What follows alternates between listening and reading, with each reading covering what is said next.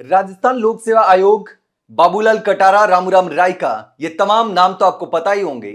और भी कई सारे सदस्य थे, उस समय के चेयरमैन थे, उनके नाम भी आपको पता होंगे। आपको पता है कि बाबूलाल कटारा ने आरपीएससी का सदस्य बनने के लिए उस समय डूंगरपुर के कांग्रेस के जिला अध्यक्ष को 1 करोड़ 20 लाख रुपए में सौदा भी किया था। लेकिन अब जो है वो ईडी एक के बाद एक चौंकाने वाले खुलासे करवा रही है बाबूलाल कटारा से।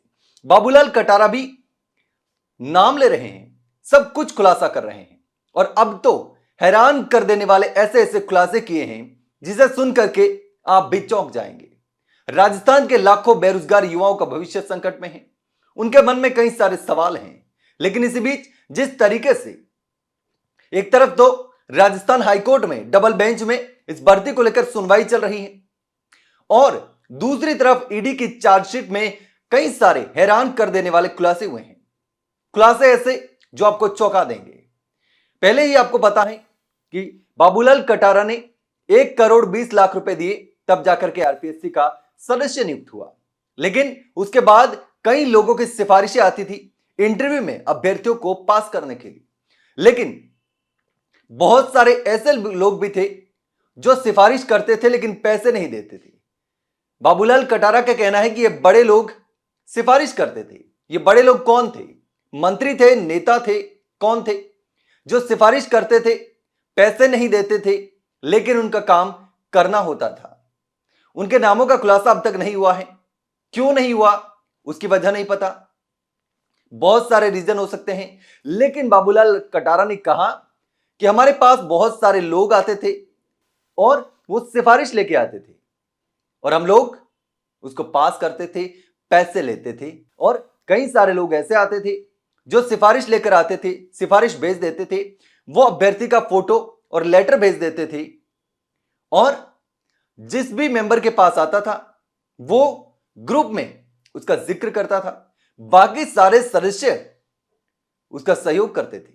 अब यहां पर एक और बड़ा गोलमाल है कि जो भी सदस्य सिफारिश लेकर आता था वो सदस्य दूसरे सदस्यों को बोल देता था कि ये मेरी सिफारिश से है और इसको इंटरव्यू में पास करना है।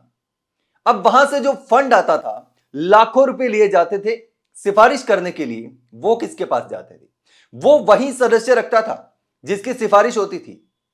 अब जितने सदस्य थे, जो लोग इस मामले में संलिप्त थे, उसमें से कोई भी सदस्य किसी की भी सिफारिश लाता था, पैसे वो रखता था, बाकी सदस्य उसकी सहायता करते थे। इसी तरीके से चाहे रामूराम रायका हो, बाबूलाल कटारा हो या दूसरे लोग हो, सभी लोग इसी तरीके से मिलजुल कर इस पूरे घोटाले को करते थे।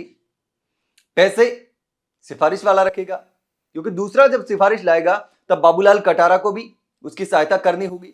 तो इसी तरीके से सारा जो गोलमाल था, घोटाला था, वो चल रहा था। अब ईडी की चार्जशीट में बहुत सारे खुलासे हुए हैं और कई लोगों के मन में सवाल है, राजस्थान के लाखों बेरोजगार युवाओं के भी मन में सवाल है कि वो बड़े लोग कौन थे जो आरपीएससी के चेयरमैन, सदस्यों को सिफारिश करता था और पैसे नहीं देता था।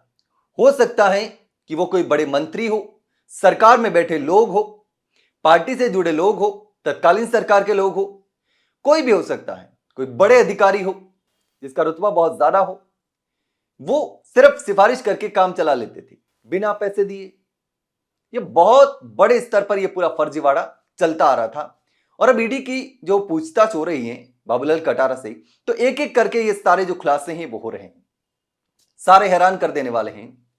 जब पता चला कि सदस्य बनने के लिए 1 करोड़ 20 लाख रुपए देने पड़ रहे हैं तो किस लेवल पर घोटाला हुआ होगा, साफ तौर पर हर कोई समझ सकता है। लेकिन इस पूरे मामले पर आप क्या सोचते हैं? आखिर वो कौन लोग थे जो सिफारिश करते थे लेकिन पैसे नहीं देते थे? क्या वो सरकार में बैठे लोग थे? आखिर उनका नाम सामने क्यों नहीं आ रहा? कौन उनको बचा रहा है? इस पूरे मामले पर आपकी जो भी राय हो कमेंट सेक्शन में कमेंट करके जरूर बताना। वहीं अगर जानकारी अच्छी लगी हो तो वीडियो को लाइक और शेयर जरूर करें और हाँ, चैनल को सब्सक्राइब करना ना भूलें। फिलहाल के लिए इतना ही, जल्द मिलते हैं एक नई जानकारी के साथ, तब तक के लिए नमस्कार।